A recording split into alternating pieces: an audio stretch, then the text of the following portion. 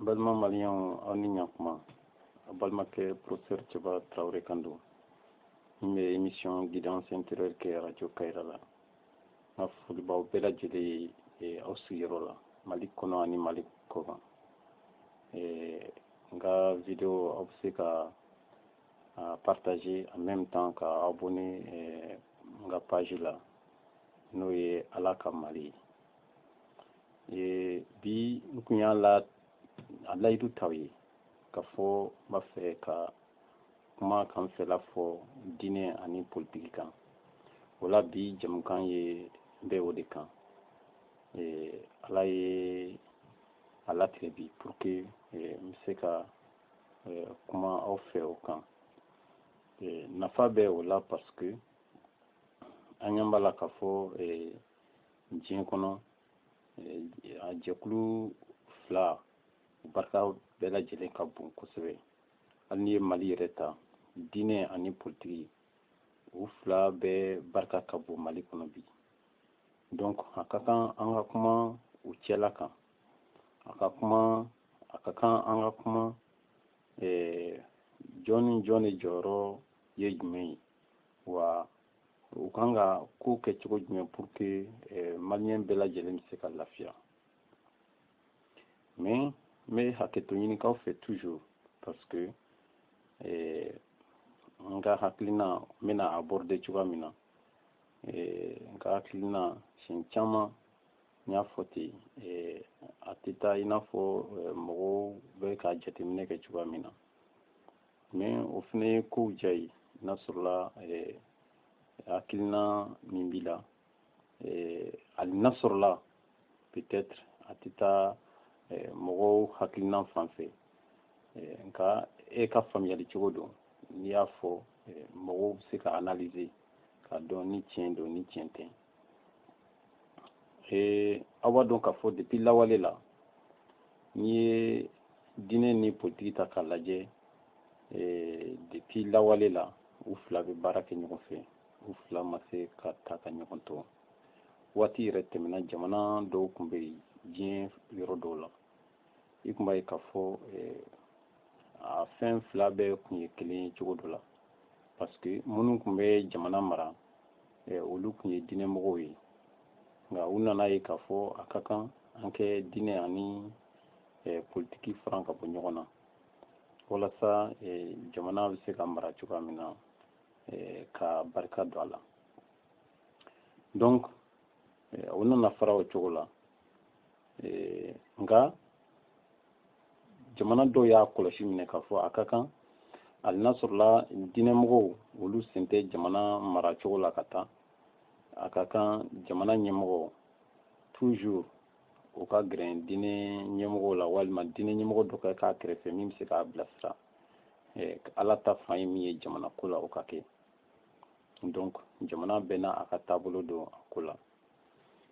Ni dun ye diinɛ yɛrɛ ta k'a lajɛ diinɛ nakun tɛ dɔwɛrɛ ye ka adamadenw bilasira u bilasira Ala ka sira kan ka adamadenw lana Ala ka sira kan parce que n bɛna n da se o ma an ka jamukan wɛrɛ la diinɛ nakun ye fɛn min ye ka adamadenw kɛ mɔgɔ ɲuman ye adamaden ɲuman ye Ala bɛ se ka nisɔndiya adamaden minnu kɔrɔ u ka kokɛta u ka miirina ani u kumakan u bɛ fɛn o fɛn kɛ u ka mara kɛcogo o bɛɛ lajɛlen bɛ se ka taa Ala ka sira fɛ cogoya min na. Donc diinɛmɔgɔw nana ka adamadenw kɛ dakuɲɛ kelen na ka adamadenw kɛ alamɔgɔ ye. Politiki ye min ye komi aw bɛɛ b'a kalama o ye sigida marali kɛcogo ye. Sigida bolofɛnw sigida ka baarakɛtaw ka labɛn kɛ pour que adamadenw bɛ se ka sigida la u bɛ se ka baara kɛ cogo min u bɛ se ka sɔrɔ kɛ cogo min lafiya kɔnɔna na. Donc n'i y'a lajɛ nin fɛn fila politiki ani diinɛ u bɛɛ ka kunkelenna c'est-à-dire ni o ye adamadenya sabatili ye a bɛɛ ye kelen ye. Donc o cogo la an bɛ se k'a fɔ diinɛ ani politiki a b'i n'a fɔ adamaden farikolo kelen c'est-à-dire que fɛn don min bɛ i n'a fɔ farikolo kelen de don. Donc jugu man ka kɛ u fila ye diinɛmɔgɔw ani diinɛ n b'a fɔ directement diinɛ ani politiki normalement farikolo kelen de don ni farikolo kelen don diinɛ bɛ i n'a fɔ mɔgɔ hakili farikolo c'est à dire que hakili donc ni u fila bɛɛ faralen ɲɔgɔn kan o ye adamaden de ye an bɛ diinɛ kɛ i n'a fɔ hakili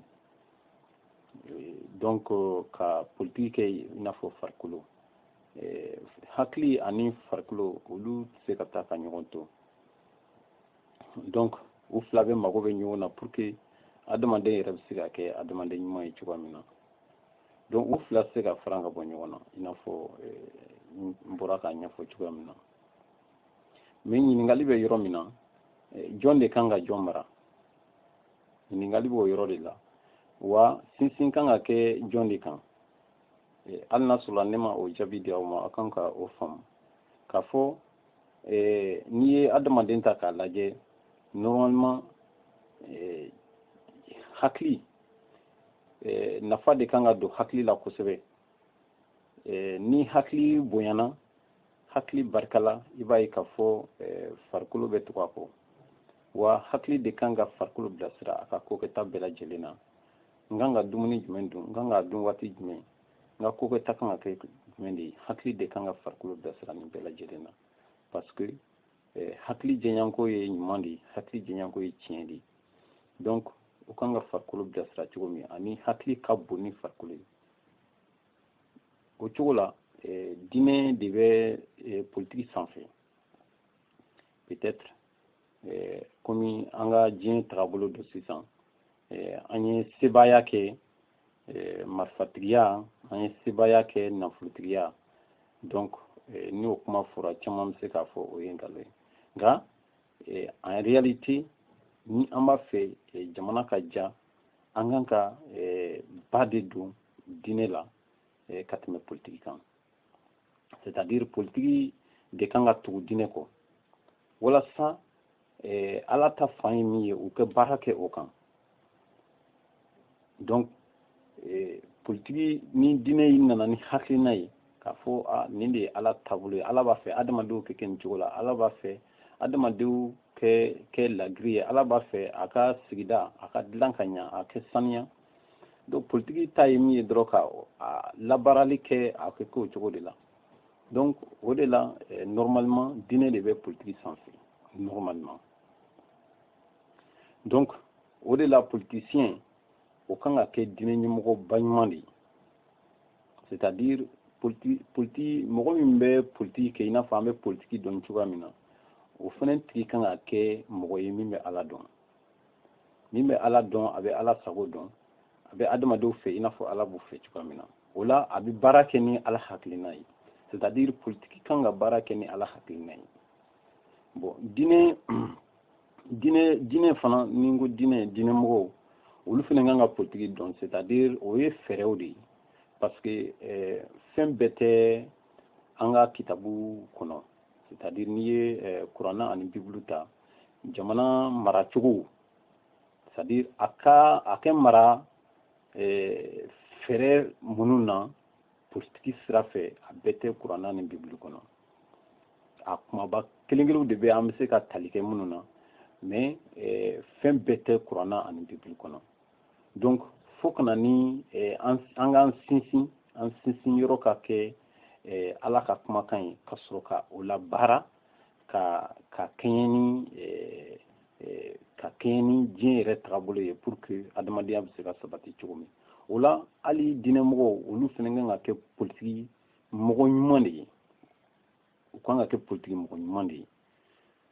donc o bɛɛ kun ye mun de ye walasa ka nin diɲɛ nin an ka jamana a bɛ se ka di ala ma cogoya min na donc ni an ye faamuyali kɛ nin cogo la an bɛ se ka an ka jamana di ala ma bon ni dun ye adamadenw hakilina ta k'a lajɛ siɲɛ caman u t'a fɛ ka nin diinɛ ani politiki ka u fila ye ɲɔgɔn kɛrɛfɛ c'est-à-dire minnu bɛ diinɛ représentant ani politiki représentant u t'a fɛ u b'a fɛ ka danfara de k'u ni ɲɔgɔn cɛ kuma bɛɛ o de nana ni gɛlɛyaba ye jamana kɔnɔ parce que a fɛn fila tɛ se ka taa ka ɲɔgɔn to donc ni politiki gɛrɛna diinɛ la dɔrɔn o bɛ na ni mankan dɔ ye ni diinɛ gɛrɛna politiki la dɔrɔn o bɛ na ni mankan dɔ ye alors que a fɛn fila tɛ se ka taa ka ɲɔgɔn to ni an ye faamuyali kɛ a la kosɛbɛ diinɛ tɛ se ka taa ka politiki to politiki tɛ se ka taa ka diinɛ to a fɛn fila a b'i n'a fɔ farikolo kelen donc ni an b'a fɛ jamana ka kɛ ala ta ye ni an b'a fɛ jamana ka kɛ ala ta ye fo n ka to ka o ɲɛfɔ ka ɲɛ parce que mɔgɔ caman hakili la ka jamana kɛ ala ta ye o kɔrɔ de ka politiki kɛ i sen bɔ a la an bɛɛ kɛ to ala deli la ka taa misiri la ka taa egilizi la ne kan tɛ o ma ne ka hakilinan tɛ dan ye quoi ne ka hakilinan tɛ dan ye c'est-à-dire que fɛn fɛn an ye ala ko bila yɔrɔ min na ou bien ka ala ko dan yɔrɔ min na donc ala ko bɛ o bɛɛ lajɛlen sanfɛ parce que caman hakili la diinɛ ko dan ye ka diinɛ laadaw latilen dɔrɔn c'est-à-dire ka taa église la ka taa misiri la non fɛn fɛn bɛ adamadenya sabati normal o ye ala ko dɔ de ye fɛn fɛn bɛ adamadenya sabati ka kɛɲɛ ni ala ka tagabolo ye o bɛɛ ye ala ko dɔ de ye donc jamana dun kɔnɔ adamadenw de bɛ yen adamadenw ninnu danna jɔn de fɛ u danna ala de fɛ o la o adamadenw kan ka minɛ wa o adamadenw ka taabolo o miirina u ka kɛwale o bɛɛ lajɛlen kan ka kɛ ka kɛɲɛ ni ala yɛrɛ ye u dan kun min kama ka kɛɲɛ ni o de ye o de la siɲɛ caman dɔw bɛ kabakoya u bɛ kabakoya walima u tɛ sɔn ni u y'a ye sisan diinɛmɔgɔ bɛ politiki la walima diinɛmɔgɔ yɛrɛ n bɛ se k'a fɔ wari b'a kun u bɛ kabakoya u fɛ politiki mɔgɔ de ka kan ni sɔrɔ dɔrɔn ye diinɛmɔgɔ man kan ni sɔrɔ ye parce que olu kan ka dan ala ma mɔgɔ caman bɛ o miiri ala tɛ fantan ye o ala tɛ fantan ye et puis diɲɛ yɛrɛ fɛn bɛɛ ye ala de ta ye jamana fɛn bɛɛ ye ala ta ye bon minnu bɛ jamana kɔnɔ ala ka baara la normalement jamana fɛn bɛɛ de kan ka di olu de ma c'est-à-dire jamana fɛn bɛɛ kan ka di ala ma bon minnu bɛ yen ala ka baara la c'est-à-dire ala ka tiɲɛ tabagaw ye mɔgɔ minnu ye ni an b'a fɔ o ma diinɛ normalement jamana fɛn bɛɛ kan ka kalifa olu la pour que u k'a labaara jamana ye ka ɲɛsin ala ma o ye ne ka faamuyali cogo de ye c'est-à-dire an b'a ye k'a fɔ sisan an ka jamana kɔnɔ u bɛ parti politikiw pour que u kɛ politiki kɛ ka ɲa an ka assemblée u y'a voté ko parti politikiw u kɛ wari dɔ ka d'u ma k'u kɛ parti ka baara kɛ n'o ye c'est-à-dire ka parti mɔgɔ minnu bɛ parti kɔnɔ ka taa ka politiki ɲɛfɔ olu ye ka ɲɛ donc u kan ka laja ka o baara ninnu na o de la mali kɔnɔ parti politiki fɛn fɛn bɛ mali kɔnɔ san o san wari dɔ bɛ voté assemblée la k'a di u ma ka kɛɲɛ ni u ka jama ye ka kɛɲɛ ni u tagabolo ye bon pour que mɔgɔw kɛ o kun ye mun ye mɔgɔw kɛ politiki faamu bon aw dun b'a fɛ jamana ka mara ka ɲa c'est-à-dire adamadenw ka ɲa an bɛɛ lajɛlen bɛ ka kule bi ko yuruguyurugu bɛ jamana kɔnɔ ko adamadenw tɛ ala dɔn ko adamadenw kɛra mɔgɔ façon suguya bɛɛ lajɛlen ye ko sitana cayara jamana kɔnɔ ɲɔgɔnfɔw cayara jamana kɔnɔ ne fɛ jɛkulu min bɛ yen ni o bɛ se k'o kɛlɛ teliyala jɛkulu min bɛ yen ni o bɛ se k'o bali teliyala o ye diinɛ de ye politique tɛ se k'o bali ka tɛmɛ diinɛ kan c'est-à-dire ne kɛ a dɔn k'a fɔ fa karisa ye adamaden de ye ala ko n ma ko n kana juguman k'a la ni ne ye ala faamu ka ala ka kumakan faamu o cogo la ka n jogo labɛn ka kɛɲɛ n'o ye n tɛ sɔn ka kojugu kɛ jamana na mais ni an ye o bila kɛrɛfɛ fo k'an sinsin dɔrɔn répression ma c'est-à-dire i n'a fɔ politiki bɛ fɛɛrɛ minnu tigɛ ka sɔrɔdasiw lajɔ yan yɔrɔ la walasa ka kojugu bali ni an jogo de ye kojugu ye o tɛ se ka kojugu bali o de la mɔgɔw dabaliya bɛ ban ka da kan fɛɛrɛ fɛn o fɛn bɛ tigɛ politiki bolo pour que adamadenw bɛ se ka ɲɛ cogo min adamadenw tɛ ka se ka ɲɛ parce que u tɛ ka taa a kan ka taa sira min fɛ mɔgɔw kan ka éduquer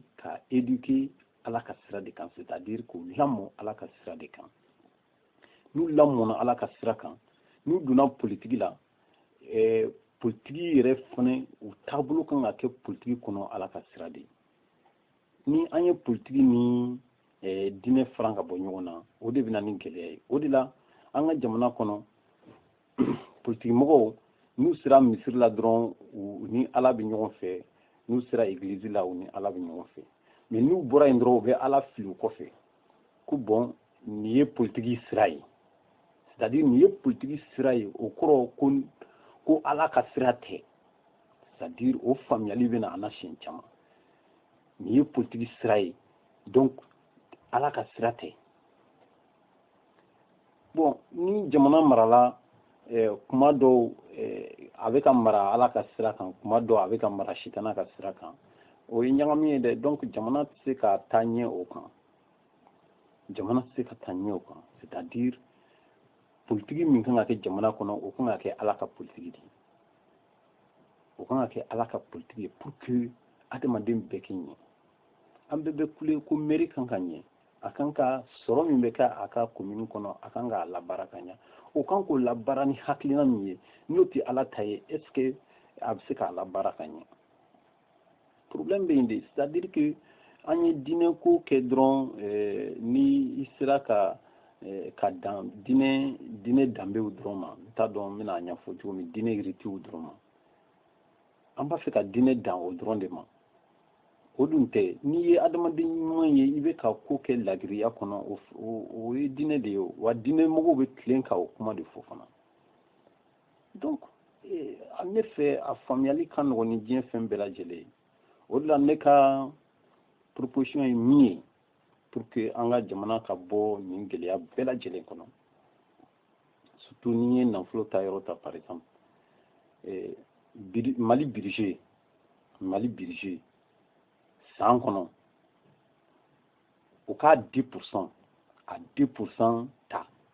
k'a di diinɛ jɛkuluw fana ma walasa u bɛ ala ka baara kɛ ka ɲɛ c'est-à-dire walasa u kɛ taa mali fantan ni naani na ka adamadenw ladɔnniya ka adamadenw former pour que u ka kɛ mɔgɔ ɲuman ye ala ka mɔgɔ ɲuman normalement c'est comme ça 10% c'est-à-dire budget la budget 10% o ka di diinɛ ɲɛmɔgɔ diinɛw ma n bɛ n ka kuma latigɛ o ka di diinɛ jɛkulu bɛɛ ma pour que u fana bɛ se ka taa adamadenw dilan k'u kɛ alamɔgɔ ye n'u adamadenw dilanna ka kɛ alamɔgɔ ye o yɛrɛ bɛ jamana yɛrɛ marali fana ni kɛcogo nɔgɔya i b'a ye k'a fɔ sisan gɛlɛya min bɛ an ka ɲɛmɔgɔw da la o ye mun de ye o ye adamadenw ka nigɛlɛya de ye c'est-à-dire jamana kɔnɔdenw u bɛ siran jamana kɔnɔdenw ɲɛ ka kɛɲɛ ni u ka lamɔcogo ye hali décision dɔw bɛ yen nɔ u tɛ sɔn ka kariya k'a ta parce que u b'a fɔ ko n'i y'a ta u tɛna sɔn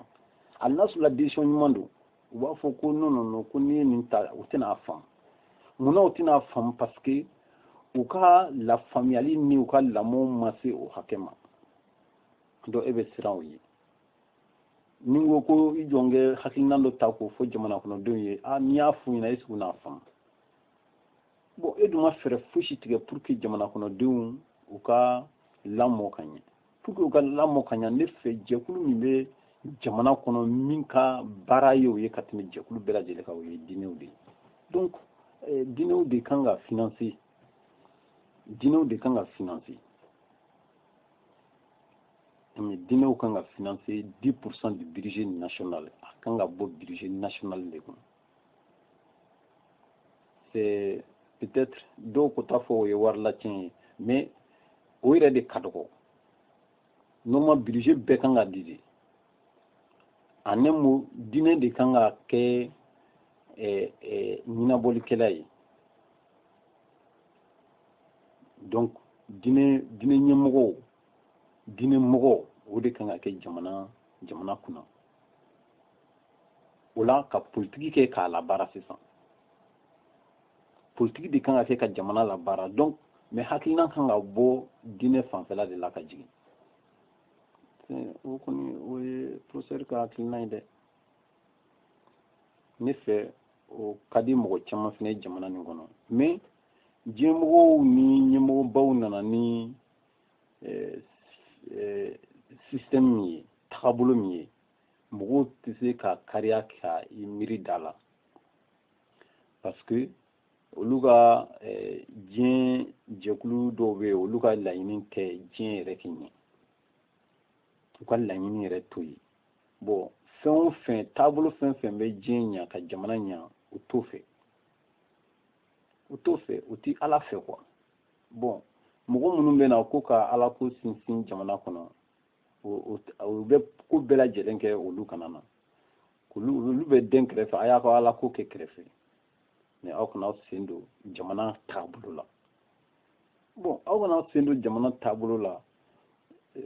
Ne kɔni fɛ o ye hakilina min ye tɛ hakilina ɲuman ye. O tɛ hakilina ɲuman ye. Et puis fana caman bɛ se ka nin kuma kɛ manamana kuma ye ka da kan diinɛw fana kɔnɔna na an b'a ye k'a fɔ au lieu de ka diinɛ yɛrɛ fana kɛ caman ye diinɛ yɛrɛ bila kɛrɛfɛ hali n'a sɔrɔla o bɛ diinɛ kɔnɔna na. Ne kan tɛ o ma. Ne kan tɛ o ma. C'est-à-dire an kana tiga nin kelen tolilen an kana o kɛ sababu ye ka tiga bɛɛ lafili. An k'o tolilen ta ka bɔ a la. An b'o tolilen de ta ka o bɔ a la. Mais an kana tiga bɛɛ lafili o kan. Donc problème bɛ yen nɔ de. Diinɛw fana kan ka financer. An b'an ka parti politiques financer. Diɲɛ fɛn bɛɛ bɛ financer jamana nin kɔnɔ ka tɛmɛ diinɛ kan. Olu dun jɔyɔrɔ ka bon ni nin fɛn bɛɛ lajɛlen ye. Ali aw bɛ wari min di politique mɔgɔw ma pour que o ka taa politique ɲɛfɔ mɔgɔ. Normalement a kan ka di diinɛ mɔgɔw de ma. Olu ka taa mɔgɔw former o kɛ kɛ mɔgɔ ɲuman ye. O kɛ kɛ ala mɔgɔ ɲuman ye.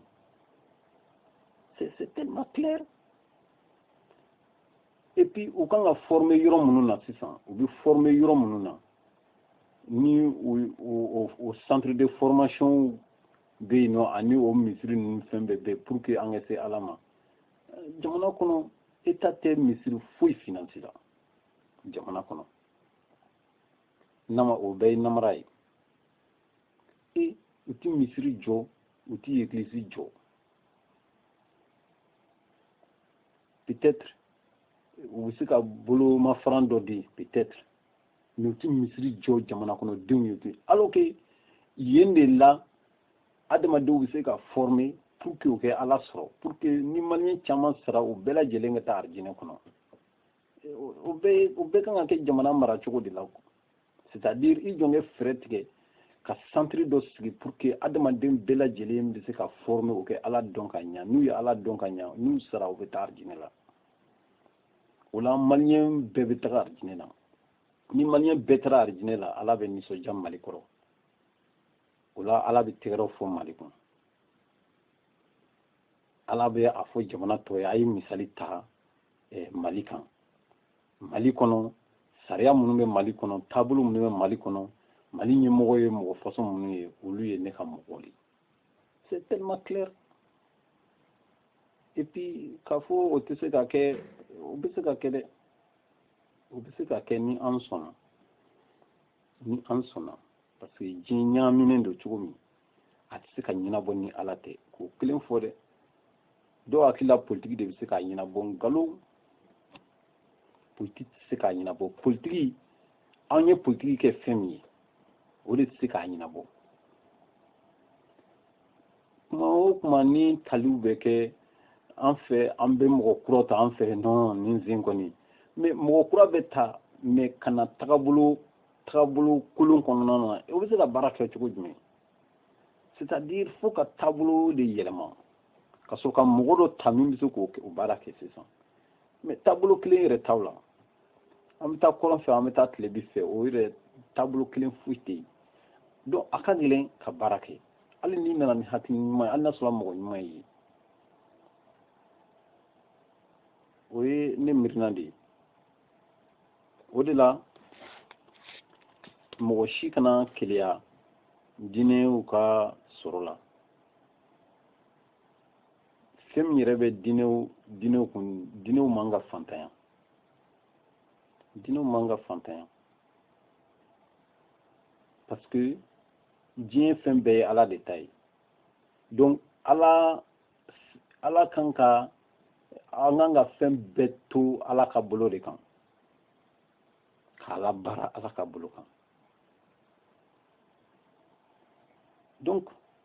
sɔrɔ filɛ nin ye o y'a damana ko ye mais n da bɛna se a ma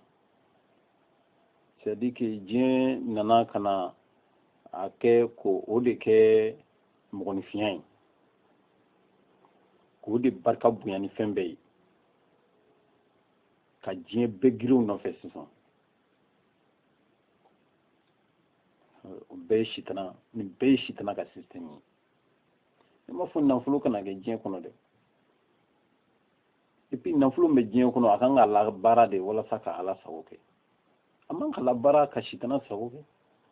wa an bɛ k'an ka nafolo labaara ka sitana sago kɛ n y'a jamukan labɛn n da bɛna se a ma ni adamaden ta u ye adamaden danbe yɔrɔ bɛɛ tiɲɛ k'a daminɛ an kunkolo la fo an sen n ka jamukan natɔ n bɛna kuma kan donc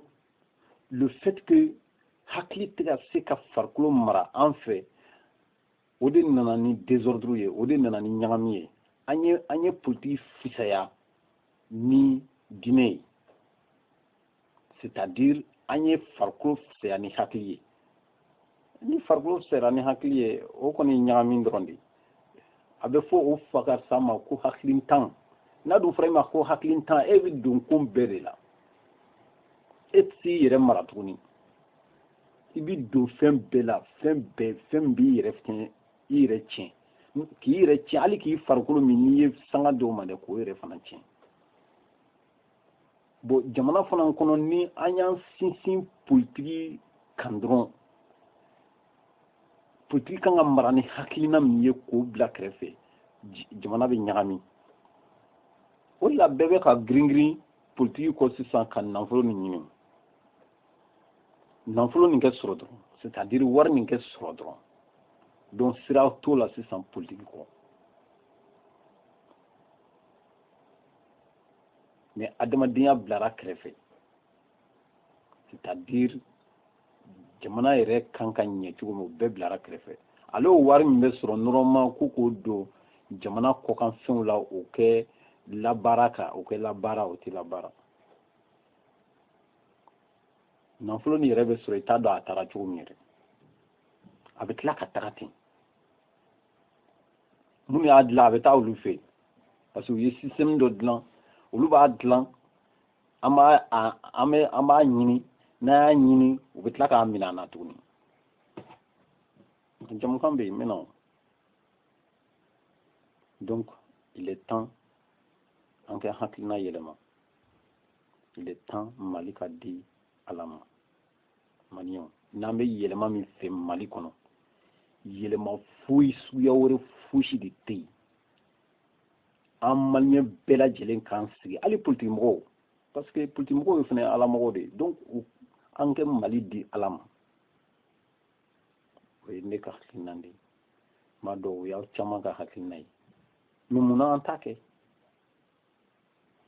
n'i y'o vote kɛ mali la sisan a bɛ kɛ bɛɛ lajɛlen b'a fɔ ko hɔn